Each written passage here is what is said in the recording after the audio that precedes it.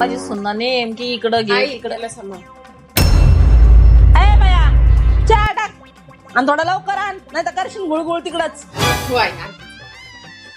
काय ग तुझी सुनलीच खराब झाली. अगं बाई तुला काय सांगू खाणं म्हशीचं वान घुशीचं. बाई माझी सून इतकी चांगली तुला सांगते. आता फिरायला गेली 5-5 हजाराच्या 4 साड्या आणल्या तिनं. आता विरत्नीच्या कार्यक्रमाला तीच साडी घालून येणार आहे. अगं बाई हिने मला कधी काय ना हीच नट्टापट्टा करून मिरती. अगं हिच्या माहेराहून साधी टाच पिन द्याली मला साधी टाच पिन. काय ग माय नुसतंच मला पान फुलवा. अगं ती रत्नीचं किती राणी मन बदललं सून आल्यापासून. काय ना बाई काय राहू राहिली ती. बाई मग तिचं काय केसाचं म्हणू नको तोंडाचं फेशियल बिशियल सगळं करते तिची सून. बाई तिचे सून तिला काय काय करून देती.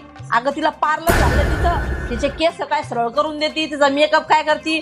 हा आला पार्सल.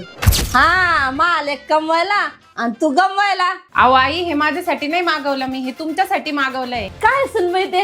अहो तुम्हाला बुचडा घालून जायचा नव्हता ना पार्टीला, काहीतरी फॅन्सी लुक करायचं होतं ना, म्हणून मी हे तुमच्यासाठी मागवलंय.